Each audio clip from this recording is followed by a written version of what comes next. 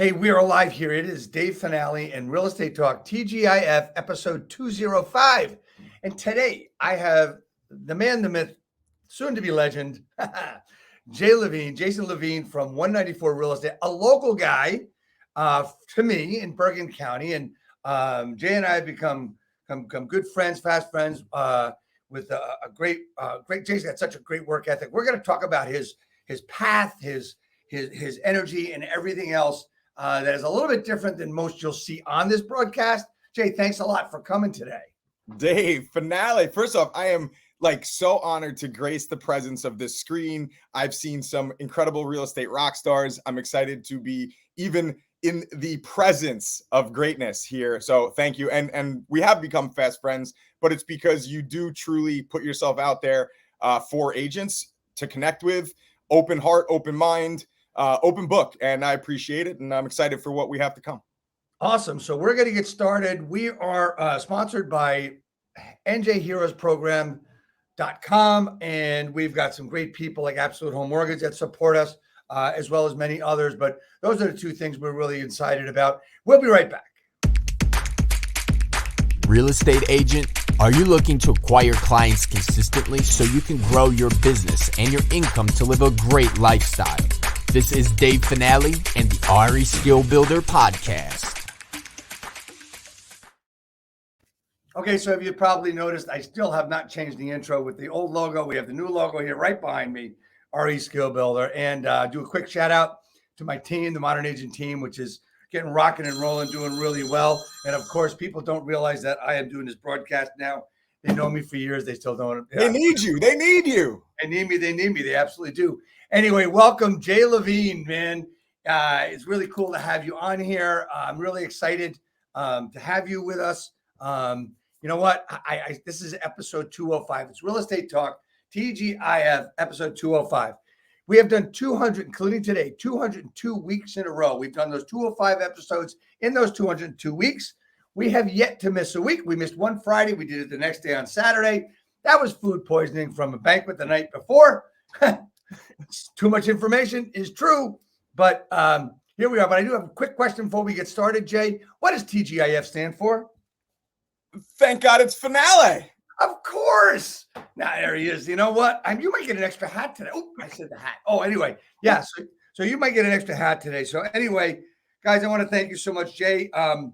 Jay, you're from the area, Bergen County, New Jersey. You had an interesting business prior to real estate. So, rather than me talking about different stuff, tell everybody about your path to real estate and to 194. Well, thank you. So, what do you mean? I want you to talk. Tell me your path. You are amazing. No, thank you. I appreciate that, Dave. It's a long path. How I can go back really far. I mean, so it kind of started for me always. My father actually owned a hardware store. So growing up, I was very in tune with relationships, and at the hardware store, it was kind of like the Cheers of hardware, I would say, where everybody knew each other's name. People came in there not for like a nail and a screw and a hammer, although they did. They came in there to feel something, to have a shoulder to lean on for advice, and that carried out through all the things I did in life. And I always heard, the words, "It's who you know, not what you know." And I think I believed that for a while, and I truly believe it's all about who you know, what you know, but really more importantly, it's about what people think about you and how you put yourself out there to the world. So that was always really important. My dad always taught me, don't burn bridges, take care of the relationships you have, nurture the new ones, and grow, and always meet people, always smile, always say hello. So carried that out through life. And my wife and I actually, before that, we worked at a Verizon store. I worked at a Verizon store for a few years. Then I went into the car sales business. And in the car sales business, I got hit with reality that everybody thought I was, pardon my French, kind of a dirtbag as a car salesman. Like, that was the immediate impression. So I very quickly had to realize that I had to overcome this false frame that people had for that industry. And again, that was something also I had learned, throughout my years, modeling my father, modeling other successful business people, and going forward. And after the car business, my wife and I decided to open a Verizon wireless store. Opening that Verizon wireless store, again, taking all the things we had learned from the past and moving forward with them, it was all about the relationships. What I realized quickly was that I couldn't do everything.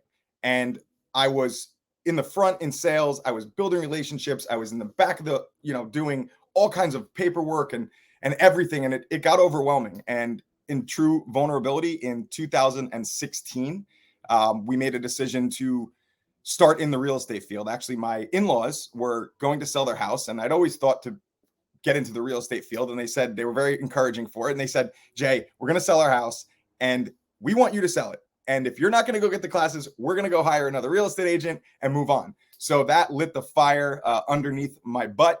And the other fire that was lit at that point is on May 23rd. It was my son's 5th birthday.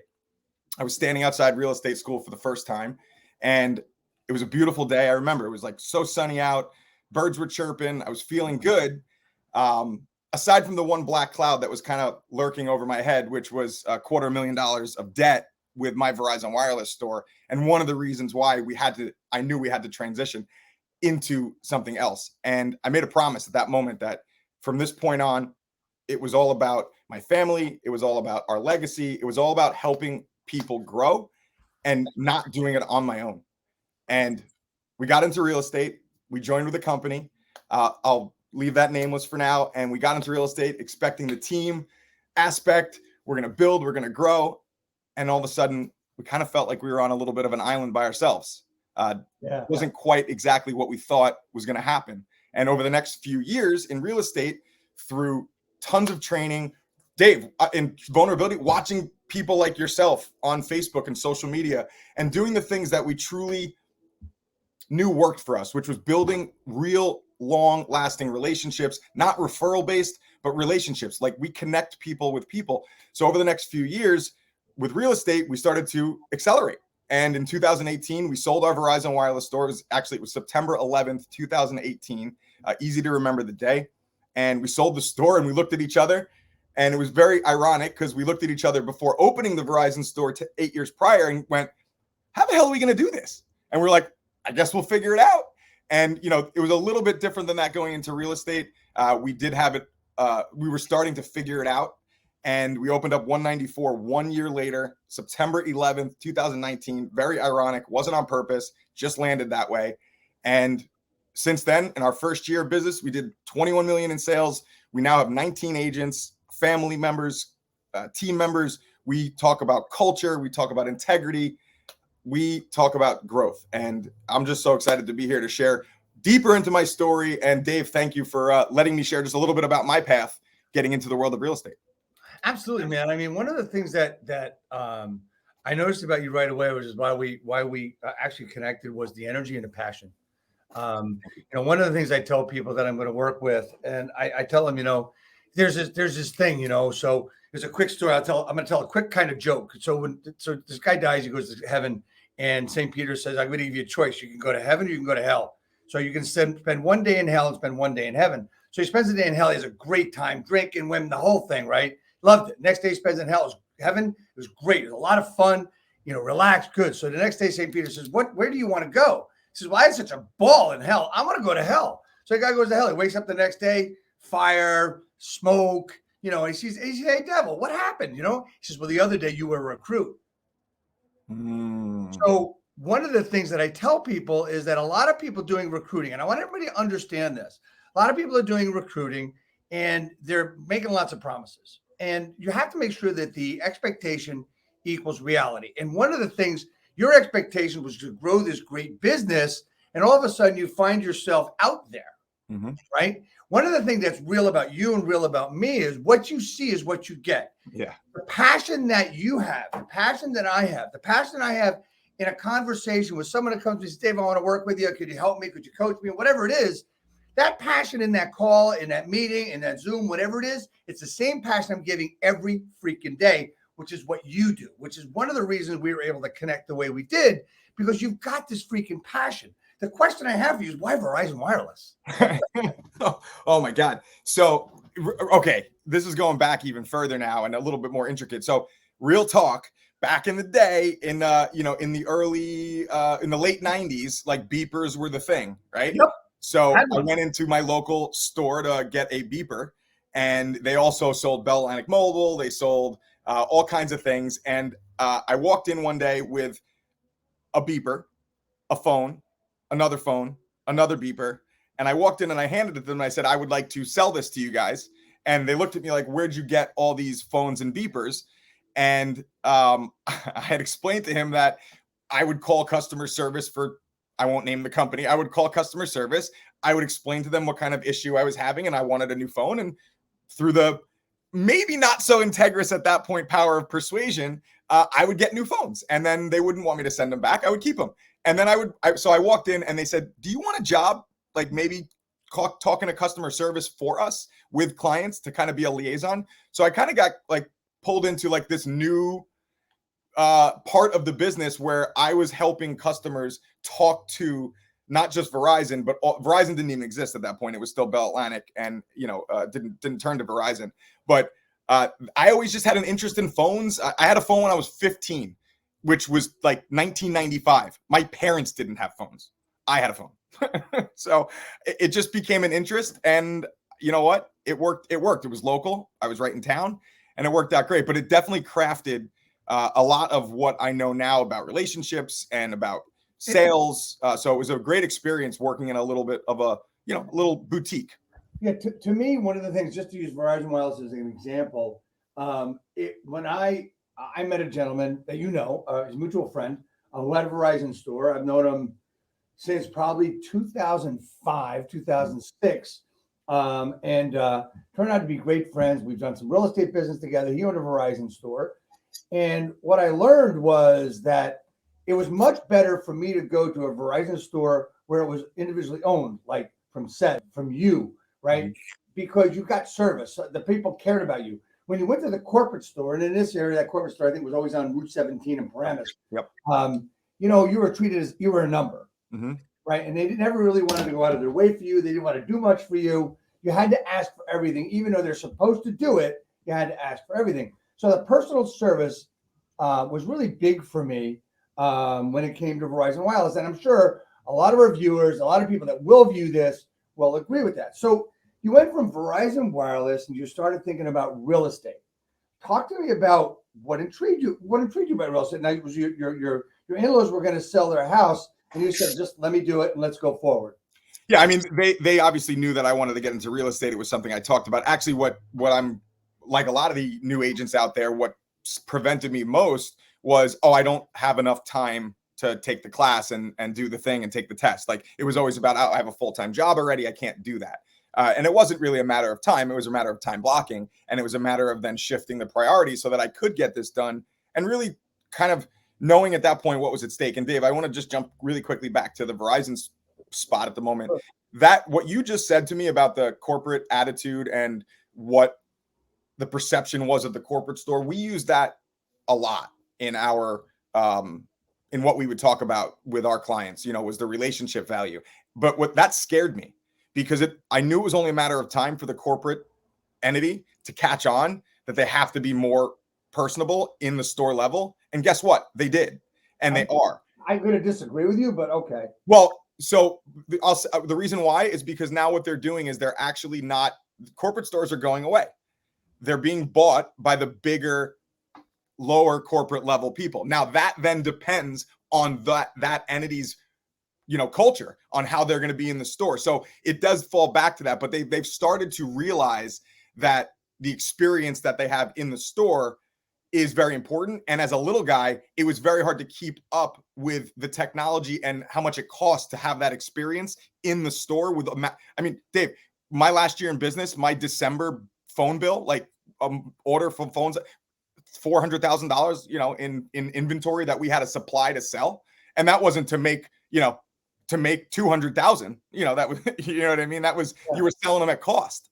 So I knew something had to shift. So getting into real estate for me was now a way, and this is what brought me to it the most. Relationships, and it's always circling back to relationships for me, Dave. Relationships became really present to me, that I was playing a game at Verizon of numbers and like how many, I had to sell 300 phones a month. So it was very hard to focus on relationships, right, when you're doing a lot of individual sales. And granted, we were focusing on relationships, which is what then took away from our ability to then go out and get more business, because it went from selling a phone to setting up your social media, all the things. And it was hours and hours worth of, and there was no return. And I don't want to say that because money's the most important, but for me to be who I am and serve the people like I serve, I need to be able to support it and afford it. And the Verizon store wasn't doing that. And I saw an opportunity in real estate to allow me to be more than I was at the Verizon store, give more of myself to people, give more of myself to my team, give more, and not have to sacrifice for my own family. I watched my father with a hardware store cut his paycheck. I didn't know this, cut his own money for years so he didn't have to hurt his team and his employees. And ultimately, it was the demise of his hardware store. So I will never let that happen to me where I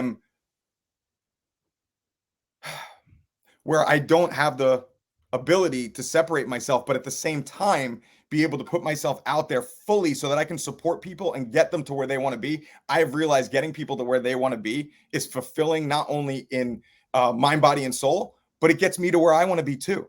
And when we look at the people before the profit, and we look to make the relationship, and you know what, at Verizon, it didn't matter what the relationship was. I had to help you because that was my job.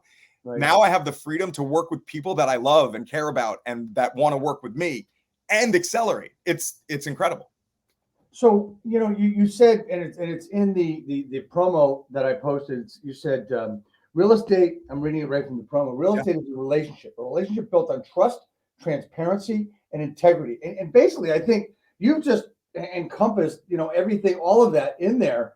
Tell me why you think, or tell me the difference that with 194, with what you guys have done, what you and your wife have done with 194, when it comes to, you say trust, transparency, integrity. Yeah. Tell me the importance of that. Okay. So I'll give you a little bit of a story.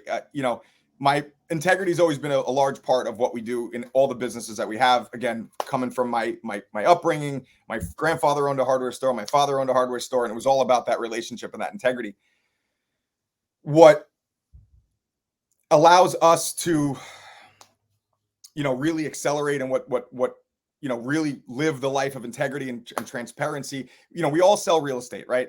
As real estate agents, we have a similar product. The process is pretty similar. So it really comes down to what we can do differently. And one of the things at the Verizon store that I wasn't able to do because of my own fear of rejection, my own fear of failure. And what I realized is my safety can cause other harm to people, which isn't the definition of safety. So it's lying to myself. So when I wouldn't when I wouldn't confront something in the business that meant something to both of us, I was doing a disservice to the whole company. So that is something that we pride ourselves in. We talk about everything. It has to be spoken about. Nothing can go unsaid within the company. And if it does, it's okay. We all make, it happens, but we really pride ourselves in transparency within our own organization and with the clients. Because Dave, maybe you can agree or disagree with me. One new agent asked me a question. So what's the most common reason that a deal falls apart? And I think there's a few different answers for that. But I also think that ultimately it stems from communication. Because if we knew about something that could have been a problem coming up, we either could have A, solved it, B, walked away from it, or C, fixed it right on the spot, or prepared. But if we don't have that open line of communication and being transparent with each other, and we're all hiding information, and I'm not talking about being unethical, I'm talking about sharing the information that you need to realize and get the people to where they need to be. Getting someone to where they need to be is not for me. It's for the people out. It's for my team. It's for my family. It's for, I want to build relationships with other realtors, not just at 194, because we're all working together. We have a common goal. This is not for us. This is for the people we serve and our community. And I think is really the key to a team, to an organization, to even a brokerage to a point. I mean, the point you made with Verizon that I started making with Mr. Corporate is the same for brokerages. I mean, there's franchises all over the place and new ones popping up and independents popping up. And there is that corporate attitude, and let's face it, corporate's charging you a fee to join. They're charging you a monthly minimum, royalty, advertising, all this crap. but they're not really giving you much for that money. It's just like tax, real property taxes. If you go to somebody in town and says, well, I'm not getting anything for my taxes, and they're going to tell you your tax payment has nothing to do with the services you get. And that's how corporate is. The way we're working, the way we're doing it is we are Jay Levine, Katherine Levine. You guys are the corporate, right? And the difference between you and those franchise kings like Century 21 and Coldwell Banker and Keller Williams and all those, it's that you've got the people underneath and you're giving them what they need. And we're able to collaborate. I'm able to collaborate with you, with Mark Stein, with Kyle Whistle, all these people nationally, these thousands of people, one company I'm working with, and I'm able to do it. It's one company, and the whole attitude is the same. There's no corporate. And that's where the integrity and the relationship is easily built. What do you think about that? Yeah, no, I think it's phenomenal. And, one of the things, practically that we actually talk about daily, hourly, momentarily, constantly is exactly that, is social proofing, social laddering, ecosystem merging, we call it, or, strategic partnerships, networking.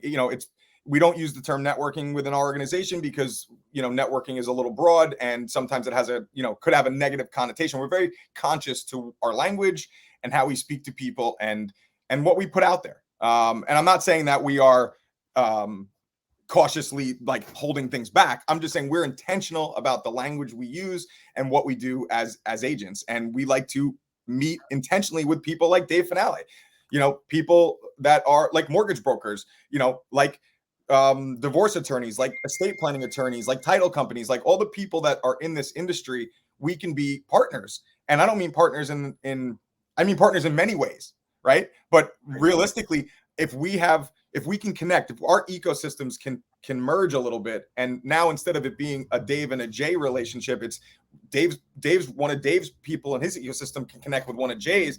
You're bridging a gap that I think is humongous in this industry, because I've spoken to many people in this industry, attorneys that do not want to talk to you if you're not their client, do not want to talk to you even if you're the real estate agent on representing. Like, no, I'm sorry, I'm paid by this client, so on and so forth. It makes the deal so much more difficult. And that's been my experience with life. My Verizon store was successful in many ways. And in one way that it was a failure, but a great failure because it taught me a lot of lessons, was that if there wasn't that transparency and communication all the time, there's going to be a problem. The problems lie in what's not said. Well, I just, one of my favorite lines is environment always wins. And I just wanted to throw that up on the bottom because the environment that you put together, that we've put together. But I want to go on. We talked about relationships, integrity, which is what our business is all about and what we're all about. And it's a little bit different message today, rather than, okay, what are you doing to build your business? You're doing prospecting, you're making calls. That's a typical real estate conversation. Our conversation is about integrity. It's about actually mindset, mind share, and relationships with the people we work with. One of the things that you had said to me a while ago is that one of your issues in the beginning was a mentorship problem. I mean, you got into this business and you had nobody there, right? Yep. So YouTube. You had YouTube. See that?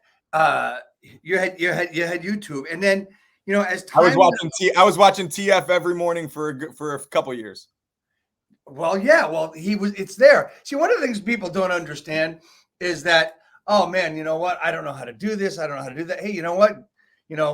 As a joke, some of my friends and I say the Google machine. And look, it's there. It's easy. If you need to know how to do something, I'm going to YouTube. Right? Einstein said, keep it simple, not simpler. Don't make it simpler. Keep it simple. Don't make it simpler. This is the issue.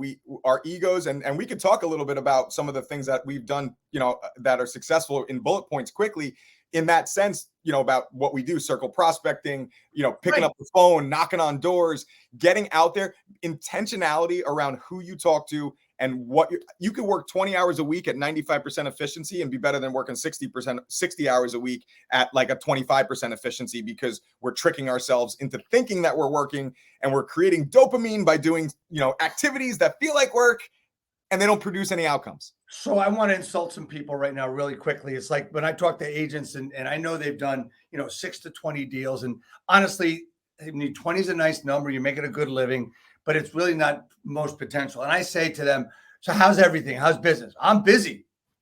Well, you did 4 deals last year. What are you busy doing? Right. And basically what they're doing is they're working at 60, 70, 80 hours a week at 20%, where, you know, it's the big distraction. It's everything getting in the way. I did a video earlier today live, and I talked about habit, right?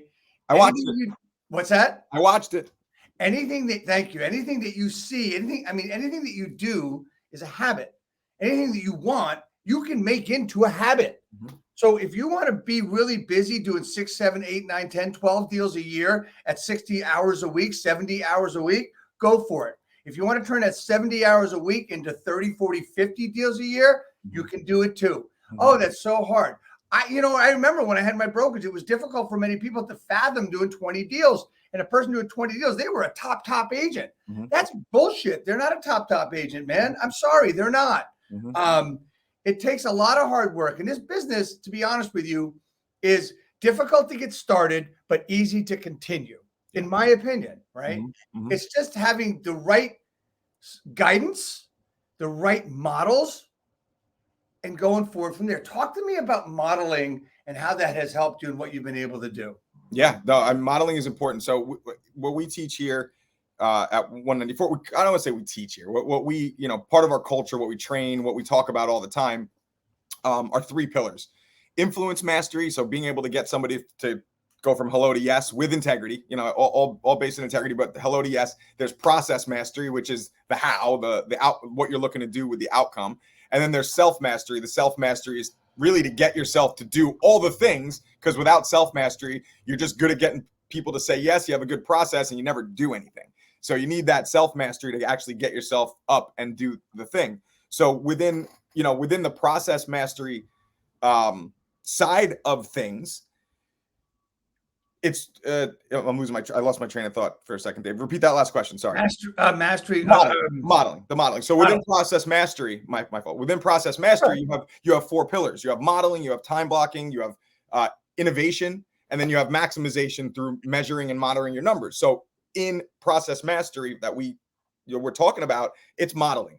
So to model somebody is not just to do the things you think work for you that they're doing. It's to literally model what they do from its directions. A model is giving you directions on how to do something. If you build furniture with IKEA and you go, I don't need that piece, you're likely not going to get to the same result that you would have if you had built it with that piece. So ego, dilution, deletion, distortion, this doesn't allow us sometimes to grow when we're modeling, because we are either scared to potentially do the things that someone else is doing, or we have an ego and we think we could do it a little better. Once you've completed and you've gotten to a point where you're modeling successful people and you feel as though you've done what they've done, then yes, absolutely innovate.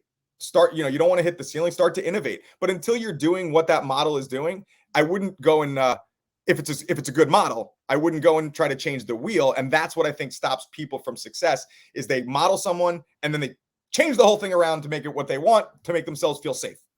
100%. And a lot of times I want to get a differentiation here between modeling and copying. Yeah. 2 completely different things. A lot of new agents are told, find someone that's successful and copy what they do.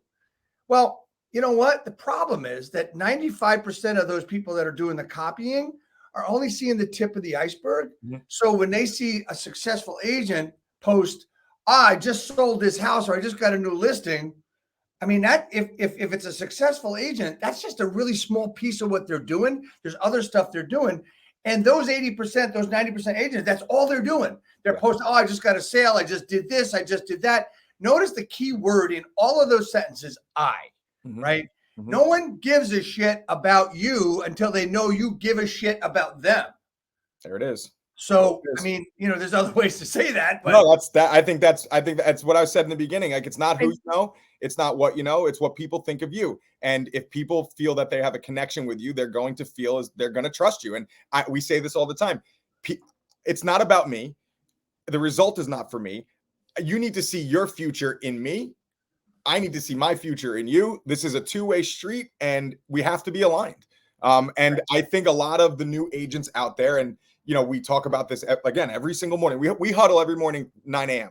So one of the things that we do in our self-mastery is every morning 8 a.m. from 8 a.m. to 9:30 a.m. I am on 3 different coaching and training calls Monday through Friday, no fail, firing it up, ready to rock and roll. It is my fuel. And then I bring that to my team at 9 a.m. with the stuff that I've just been, coaching and training. I bring it to my team at 9 a.m. That has been a difference maker, a humongous difference maker in the acceleration of the agents that are on that call. Because what's happening is out there, we're seeing a lot of trainings for, we talk about this too, like, yeah, I could teach you how to write a contract. I could teach you how to, go on an appraisal. I could teach you all the things of real estate, all the little like how-tos. But if you're not talking to anyone, what are we doing? Because you're going to ask me, I can promise you're going to ask me the minute you actually go to do it, you're going to go to write a contract. I'm going to teach you 10 times. The minute you write it for the first time, you're going to go, Jay, can you help me? And I'm going to go, absolutely. Absolutely. If you're putting in the work. Now there's people, we also have a term called fake confusion. Dave, me and you talked about that, where before trying to figure out the answer, we immediately go, I don't know how to do this. And it's a little bit more of the fear of failure or the fear of the rejection kicking in. So I always tell agents, if it's not something that's going to hurt the deal, try to figure it out. If you can't figure it out, I'm always here for you, but try to figure it out. So that is a big part of what we do here. So I want to take a couple of things. What you just said is a way of agents getting in their own way. But I want to finish up on a previous topic, with the modeling thing and just the tip of the iceberg. Yeah. If you're modeling or copying, it's 2 different things. And the agent's going to think they're able to do this and get away, and it's a marketing platform. Look, here's the thing. For an agent, I don't care who you are, there's 4 things you need to do 70% of the time of the day. It's lead generation, lead follow-up, face-to-face, and negotiations. Those are the 4 things you need to do. Those are income-producing opportunities and actions, and you got to do them. If you want to talk about a stupid post on social media that, you're so grateful and blessed that you had great clients, again, nobody cares. That's not what these people are doing. They've got a base, they've got systems, they got processes. And that's what you and I help agents and help people build through our knowledge and through our coaching. One of the other big things, Jay, is that people really need to understand that they need to be coachable. And I don't know how many years, I don't care how many years you've been in this. Yeah. The top agents. I can go up and down a list of agents doing millions, hundreds of millions of dollars that have coaches, right? They have not reached, I can't be coached anymore, right? Let me see. Wait a minute. Tom Brady, greatest of all time quarterback. He gets coached, right? Probably 20 of them too. Right. He has probably a throwing coach. His old college coach was his throwing coach. He still goes to him every year, right? Let's use Tom Ferry. Tom Ferry has a coach. John Cheplack has coaches. These are the top coaches in the country in this business, and they have coaches.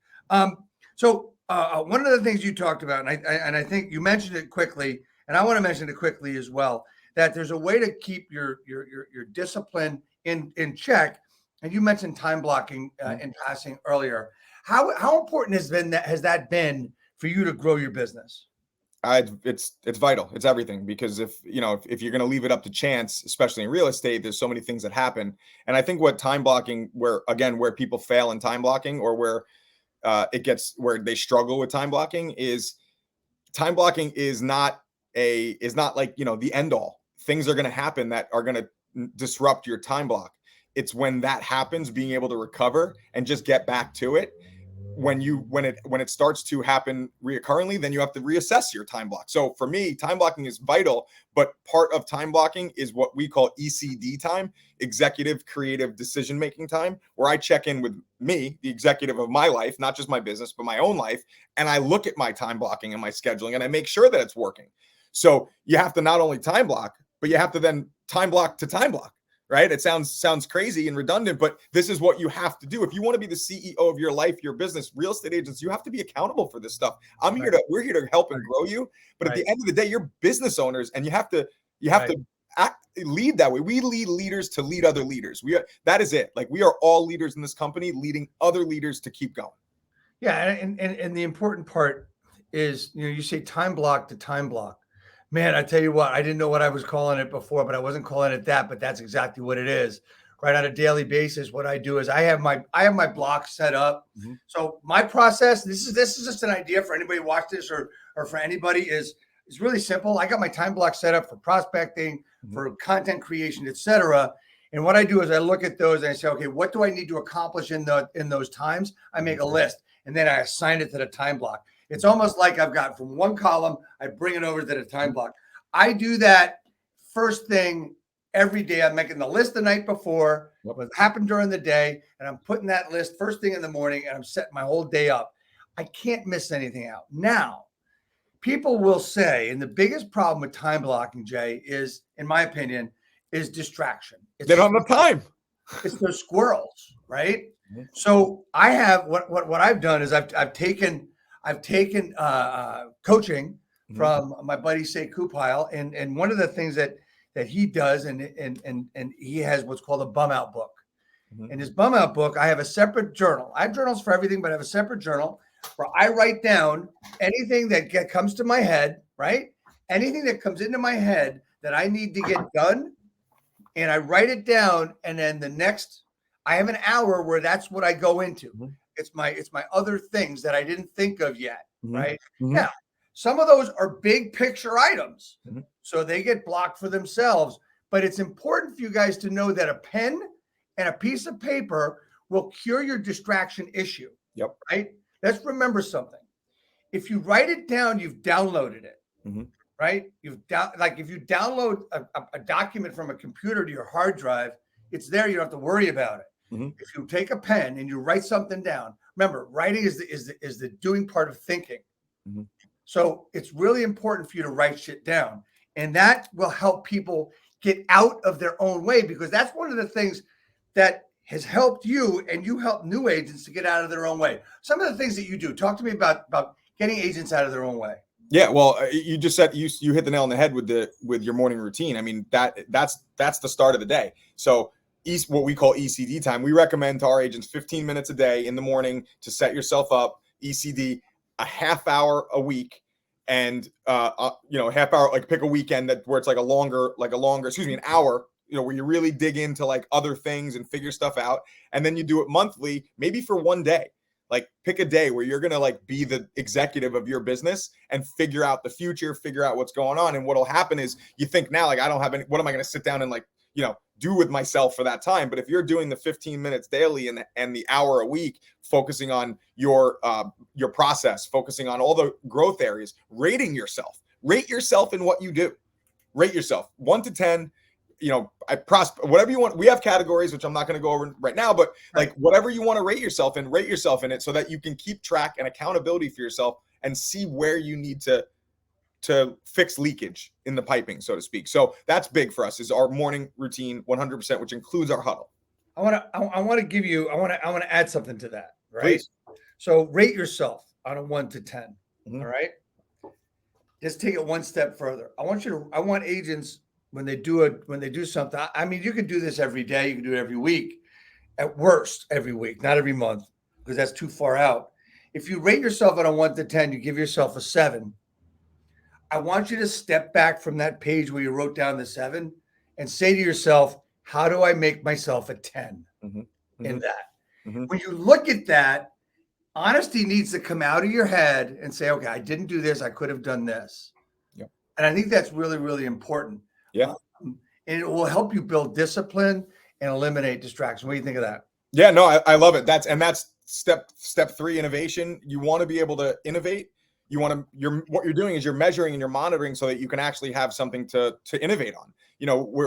Real estate is about heart and it's about math, and it's about finding the balance in between the two. Sometimes we need to have more heart in a situation and forget about the math.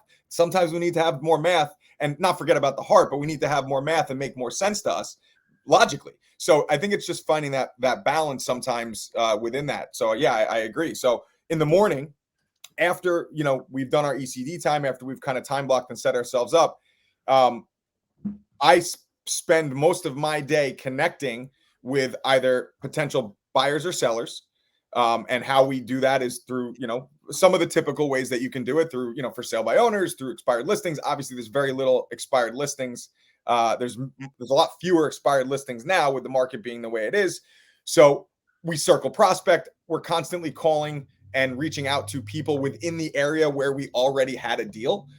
We find it so much less arduous to speak to somebody that you have the leverage and the social proofing of a neighbor or even someone around the corner. And we're going to have to find people that aren't buying or selling yet, because they're not just going to be, obviously there's a little bit of a change in the market right now.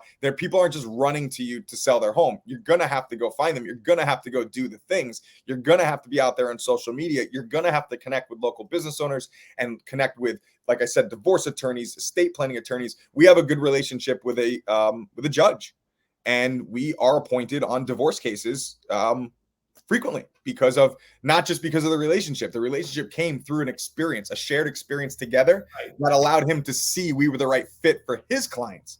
So, that's a big one too, Dave. Really breaking this down to, where do sales come from? Sales come from relationships. Whether it's a long-term relationship or whether it's I met you on the phone on a cold call. Where do relationships come from? Some sort of shared experience, whether it's that phone call, whether it's that golf outing, whether it's that neighbor.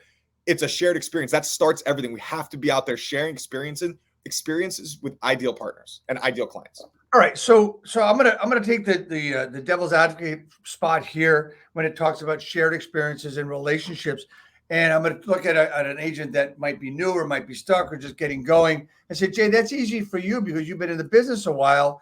Tell me, well, how do I build a relationship? How do I, have a shared experience with somebody I don't know to get them to list with me?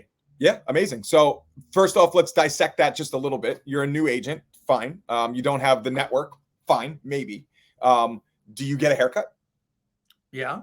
Oh, does like a person do it? Like a girl or a guy? Like someone does it? Yep. Yeah. Yep. They do that for a lot of other people. Yeah. Yeah. They likely want to even have more people come to get their hair cut there because that's what they do for a living. So you could go to your barber or to your hair salon and ask them to do a video on social media with you where you shout them out and you edify them and you start building a small relationship that's not just I get my haircut here, but I add value to you as well. Here's what happens. Why did I say haircut? Not only because everybody pretty much gets a haircut, although for the pandemic I didn't. It's because when you're in the barber chair, what do you talk about? What do you talk about? Yeah, I talk about, we're talking mostly about the Yankees. Yeah, but you talk about things that you don't always talk about with everybody. That's right. You have a trusting relationship with the person behind that scissor. And right. they know when people are divorcing, they know when people are selling their house, they know when people are moving, they know all the things about people. So getting to know a stylist, they're connectors. They might not know it, you might not know it, but they are. So starting with just something simple like that. And guess what happens? You then ask that person for someone else, that a friend of theirs that might own a business that would love a little bit of a spotlight. And you start leveraging the people that you're talking to, just like we're doing now, but you don't, it doesn't have to start with, I didn't know everyone when I first started. I just knew the people I knew, and I did the same thing. So as you start to grow and as people start to know who you are and you make a presence out there for not being in real estate, but for being someone who is constantly willing to add value to every relationship that they're in or around, that will get you the business. That is what is attractive. Nobody gives a shit that I'm a realtor. No one. Who cares that I'm a realtor? When I go out there and talk to people, they don't care that I'm a realtor unless they need to sell the house right now. They don't care. They want to know that I care about them and that maybe there's a way that we could build a relationship together and maybe I can even add value. And that is, for us, the main part of this, why we give back to the town, is because we want to be out there. We want to be helping. We understand that leads to success. And I don't mean that monetarily. I mean that in the overall. Right. So I have this great friend, Carl Pease. He says, remember the acronym FORM. To start a relationship with someone new, speak about things in this order: family, occupation, recreation, and last, money. FORM. There's a lot of other things that you can use. Also, there's one, Ford, and the last one is I'm not sure what D stands for. I forget about that one. But the point is made that having conversation about like-minded things as well, family, occupation, recreation, and last, money, is really, really important. So, what you've just done is you've actually given somebody a marketing base, right, on how to get involved in their local community. Because let's face it, if you're getting your hair cut, and oddly enough, I am I've scheduled to do that on Monday, and I have pushed agents all the time to go do, live interviews like that. They don't have to be staged. Nope. And one of the things that you and I are so much in tune with, and I don't even know if you know this, but you said the other day, hey, look, let's go make a mess and then we clean up the mess. Yeah. I'm going to change the words a little bit for you. I don't know if you heard it from us or not, but Sekou Pala, my co-coach, my friend, my buddy, my associate, he always said, let's go out there and make a mess. It doesn't matter what you do, just go out and do it. And I said, then we clean it up to progress. So we make a mess, we clean it up to progress, kind of rhymes a little bit. Yep, I like it. And that's what it is. And I want everybody to understand this video thing that you just said and I'm going to be doing this every chance I get these days. I did it during the pandemic. I made some really good friends at a couple of establishments in the area here. But it's just like, like I said, people aren't going to care unless they know you care. Yeah. And that's what it's all about. I mean, you're out there, you've got this marketing thing. Make a mess. If you make a mistake, who cares? Yeah. Okay. It doesn't have to be. I'd rather fail 1,000 times and then be at the finish line than think about it 1,000 times and never start. I want to give some other great advice to new agents or anybody. You go to a conference and say there's 300-400 people in this room or 100 people even, and you want to ask a question, but you don't ask the question because you think it's a stupid question. I'm going to tell you at least half of the people in that room want to ask the question and they won't. Yep. Think about your business networking notoriety when you ask that question, because people are going to remember you. It's just important to be known in your industry as it is to be known by your buyers and sellers and your vulnerability is an absolute superpower. And when you can be vulnerable really vulnerable, truthfully vulnerable with people, it shows something. And I just want to touch on one thing because, and I think it was Carl who put up the message, family, the order of form.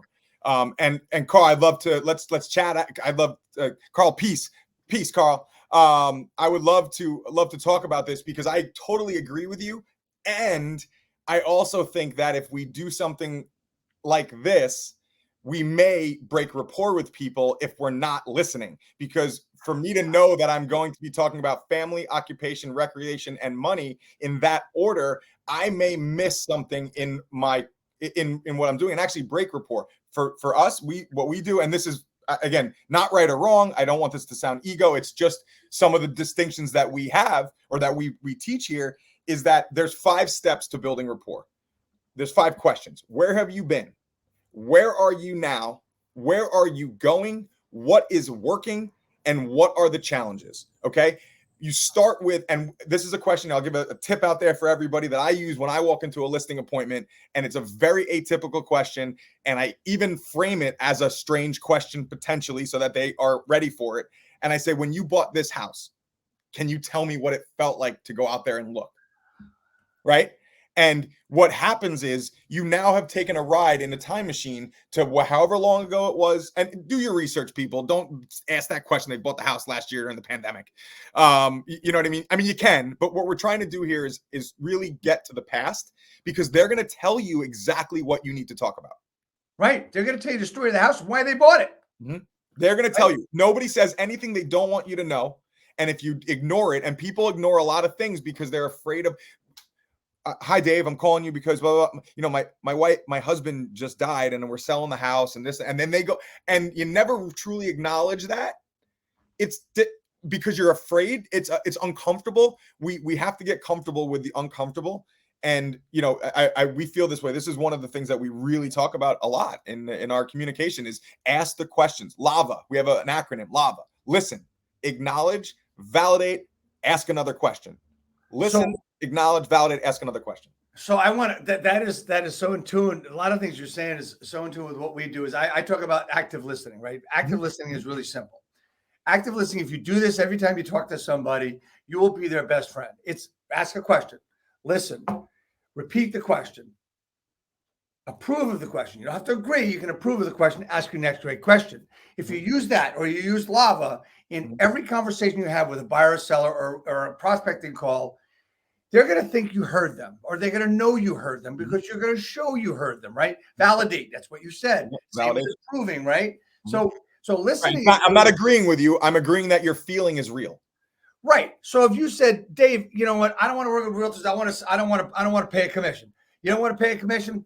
I don't blame you at all. I don't want to pay a commission. And if I sold my own house, I probably wouldn't want to do it too. But let me ask you a really important question. Where are you moving to when you sell a home? And I just gave you something really important. I didn't answer the objection. I qualified it. I approved of it. And I went on and asked another question.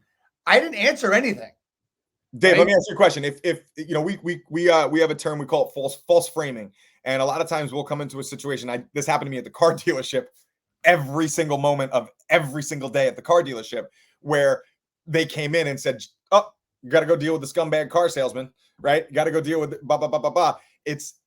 But what's happening is, if we don't acknowledge and validate and disrupt that false frame, and we get like defensive about it, we are accepting it, we are inheriting it, and it becomes the truth. We have to disrupt it and show, like, here's the picture you just painted. Yes, we agree, this is real. I deal with these people too. Hi, I'm this one. Right. You know, false frame. So here's the thing. When you answer a question, you're put in the defensive mode. When you answer the question about commission, you're put in a defensive mode because you're trying, whether you know it or not, you're defending your commission. Absolutely. Don't defend shit. This is what you charge. Or if you want to do that, that's up to you. Understand something. Just quickly, if we talk about the business of real estate and prospecting, don't answer any questions. Don't answer them. You don't have to.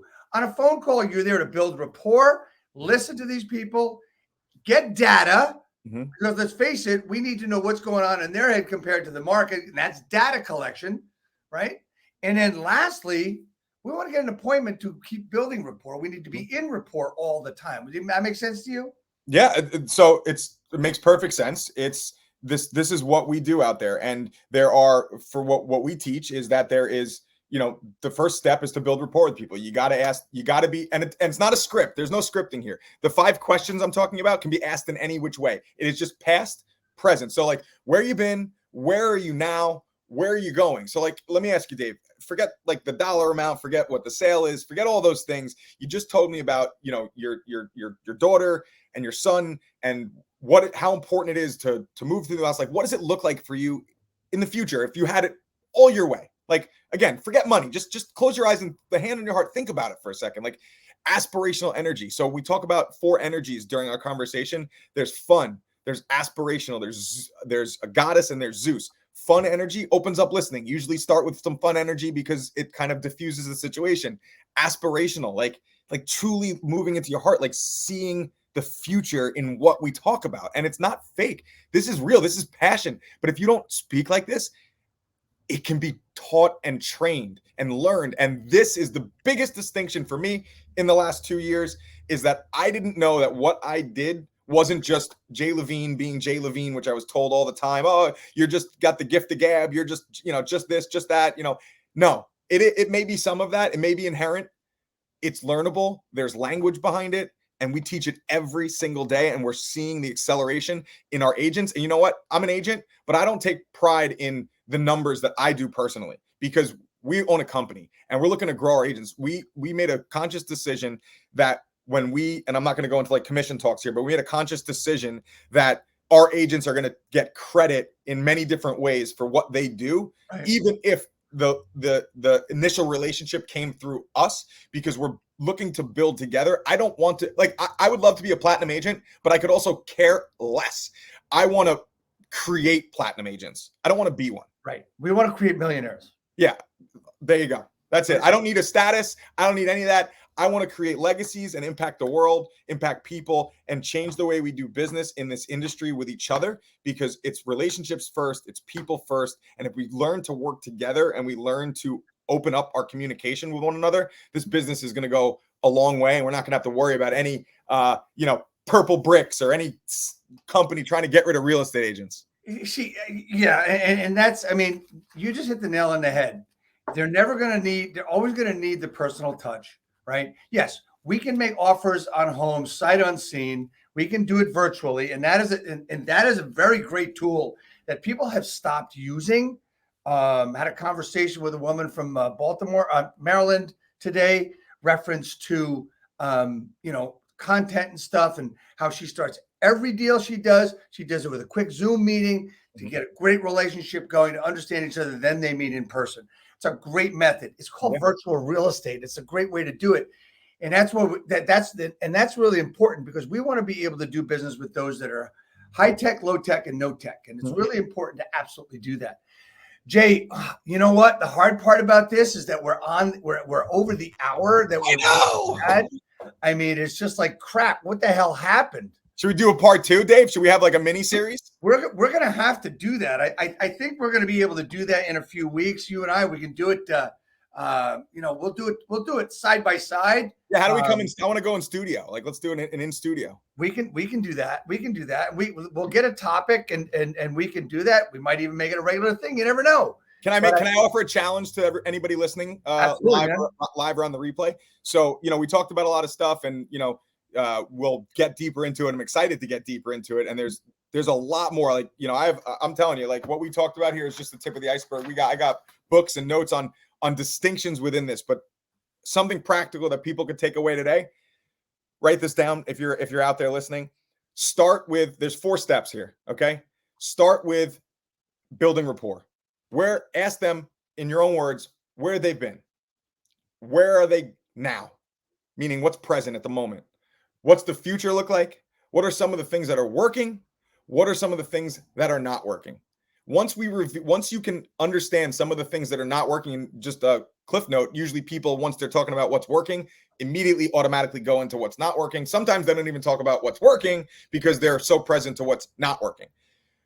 At that point, you've started to discover some of the pain points before we're throwing out any kind of benefits of who we are, right? No benefit throwing here. This is finding out, fact finding, past, present, future, what's working, what's not working. Then at step 2, the second step is to find out truly what's at stake for this person by acknowledging and validating all the things that you've talked about, the family, the legacy, where they want to go, what they want to be, what they want to accomplish in life, the goals, the dreams, the aspirations. What does that mean to you if it was not available? Right?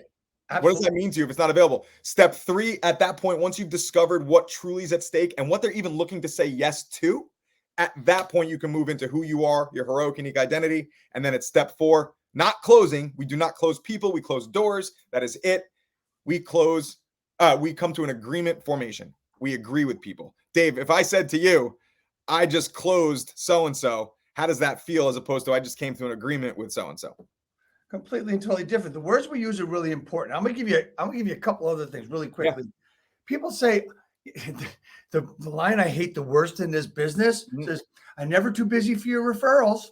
I love referrals.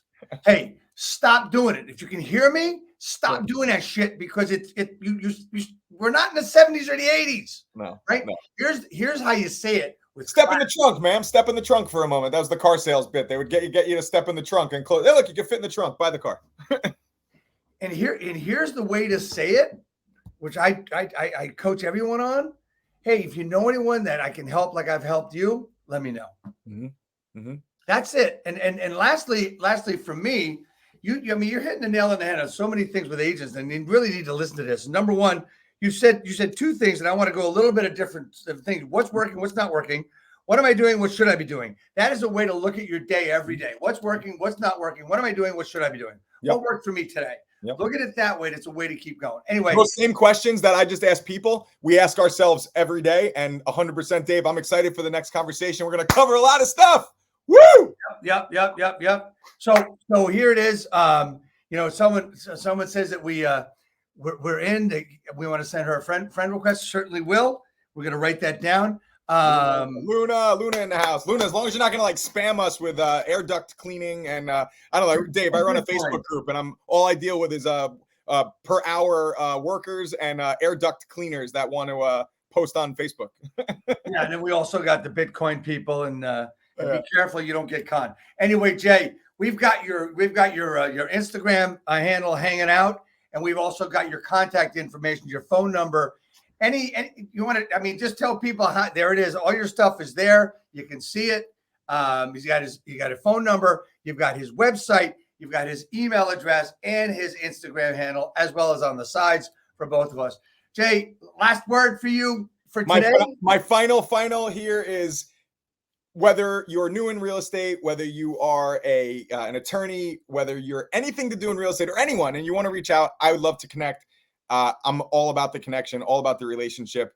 And let's start the dance of ecosystem merging. Dave, let's go. Thank you, guys. Let's go, man. We're gonna be doing that in so many ways over the next couple of months.